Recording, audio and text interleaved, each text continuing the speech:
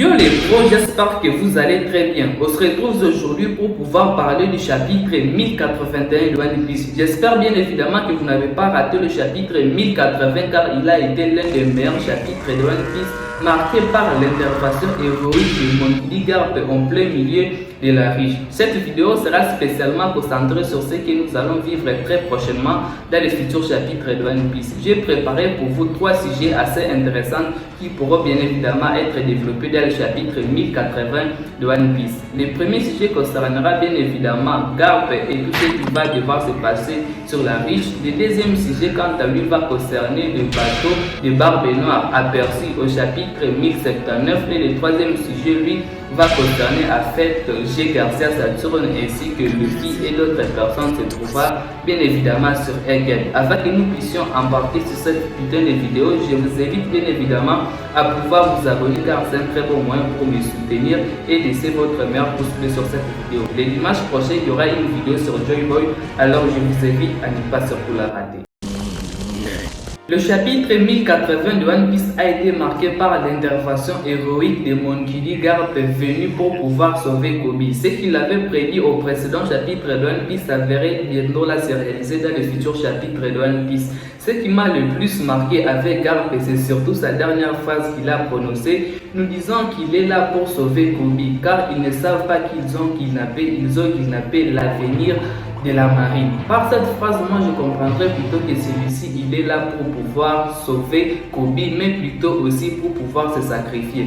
Bien évidemment, j'espère que vous avez eu le temps de pouvoir analyser différents fruits des mondes du soir et différents fruits des mondes que l'auteur aura introduits précédemment. Comme vous l'avez très bien vu, les personnages du sort ne sont pas si forts que ça et se dit vraiment que ceux-ci peuvent vraiment causer un problème pour l'équipage de Barbe Noire. Ça ne peut pas se faire parce que leurs fruits des mondes ne sont pas si forts que ça par rapport aux fruits des mondes que possède aujourd'hui l'équipage de Barbe Noire. Pourtant, avec Garp qui peut probablement réussir à faire un bouclier avec son corps pour pouvoir permettre au sort de pouvoir s'échapper. Comme vous le savez, Garp a utilisé une phrase qui m'a vraiment tiqué au chapitre 1080 et qui disait: vous ne savez pas la personne que vous avez kidnappée, vous avez kidnappé l'avenir de la marine. Sous-attendre que celui-ci est là pour pouvoir se sacrifier, donner un meilleur avenir à la future génération, changer un peu les corps de la marine. Comme vous le savez, la marine actuellement a une vision de la justice absolue et c'est ce que Garp voudrait en fait changer dans le monde de One Piece, principalement dans la marine, et c'est ce qu'il va faire actuellement. Et je ne pense pas si celui-ci réussira probablement à pouvoir s'en sortir vivant sur la riche. Probablement, comme vous l'avez très bien vu avec le précédent chapitre, les membres de l'équipage de Barbe Noire étaient juste là car ils ne sont pas vraiment passés en action.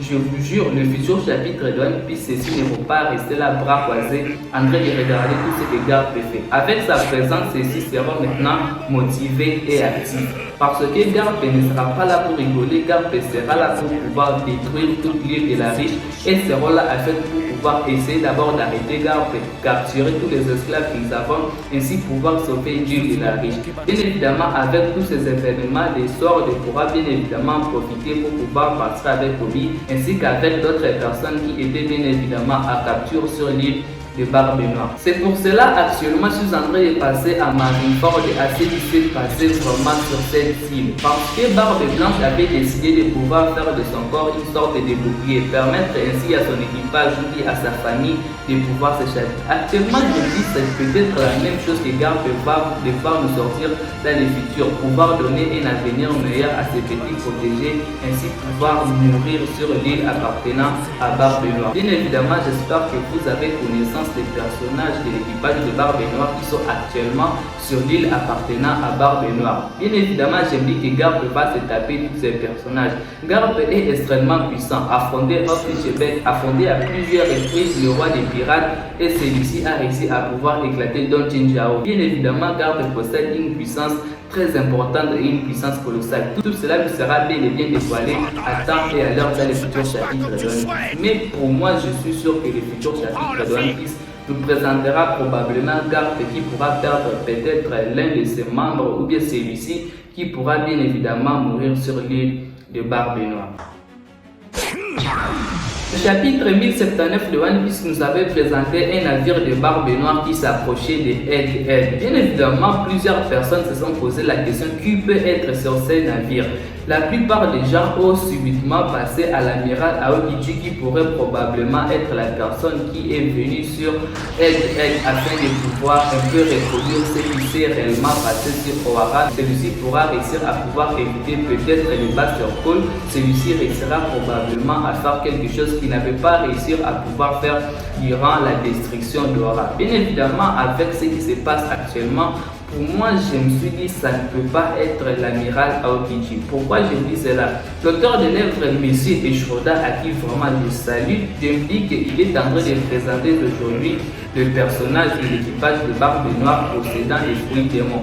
Avec le précédent chapitre de One Piece, celui qui nous aura montré différents utilisateurs des fruits démons de l'équipage de Barbe Noire, je me dis pourquoi pas est-ce que l'auteur de l'œuvre ne peut pas nous offrir la même chose au futur chapitre de One Piece. Principalement, ça fera maintenant 9 personnages de l'équipage de Barbe Noire où Eshiroda nous aura montré les fruits démons, sauf un. Et puis je me dis pourquoi pas est-ce que ces personnages ne peut pas apparaître sur Egghead, nous montrera son pouvoir du fruit démon ainsi que le nom de son fruit démon. Avec le précédent chapitre de One Piece, nous avons eu les fruits démons d'Alvaro Kizaru, les Shimashimanomi, fruits de l'île. Nous avons également des Vasco Shot, utilisateurs de Gamugamunomi, fruits de liqueur, ainsi que des Sawanrolf, utilisateurs de Dekadekanomi, fruits de la légèreté. Bien évidemment, vous connaissez les utilisateurs des fruits démons de l'équipage de Barbe Noire. Si vous connaissez très bien cet équipage, vous pouvez très bien comprendre quel membre de l'équipage l'auteur de l'œuvre n'a jamais révélé le nom du fruit démon. Bien évidemment, c'est la fille. On reconnaît que le pouvoir de la fille, c'est lui de pouvoir hypnotiser les personnes. Comme dans la mythologie nordique, il est dit qu'en fait, les sirènes ont cette capacité de pouvoir hypnotiser les pirates afin de pouvoir les conduire quelque part, détruire leur bateau, tout ça. Je me suis dit la fille pourrait posséder ce type de pouvoir. Ainsi, sur Egghead, l'auteur de l'œuvre pourrait probablement décider de pouvoir nous montrer une chose assez similaire. La fille qui peut faire probablement son apparition nous montrera ainsi son pouvoir du fruit démon et si nous montrera peut-être le nom de son fruit démon. Avec tous ces événements qui se déroulent actuellement dans l'œuvre One Piece, j'ai l'impression que l'auteur de l'œuvre aurait fait exprès à ce que nous puissions oublier quelque chose de très important. En effet, G. Garcia Saturne, l'amiral Kizaru, sont finalement oubliés par les fans. Avec l'intervention de Shanks détruisant l'équipage d'équipe, avec également ce que nous venons de vivre avec Garp, on se pose bel et bien la question où est passé notre cher G. Garcia Saturne, où est passé l'amiral Kizaru. Je me suis mis à passer à ces personnages et je me suis dit pourquoi pas est-ce qu'on ne peut pas les voir dans le futur chapitre de One Piece. Je vais un peu vous faire comprendre ce que j'ai un peu réfléchi après avoir lu le chapitre 1080. Le chapitre 1070 de One Piece lui nous avait montré Garp arriva au G14 disant qu'il va aller récupérer Kobe. Le chapitre 1080, Garp passe à fait en action. J'espère que vous avez compris. Le chapitre 1071 de One Piece lui nous avait montré G. Garcia Saturne sur les navires de l'amiral Kizaru.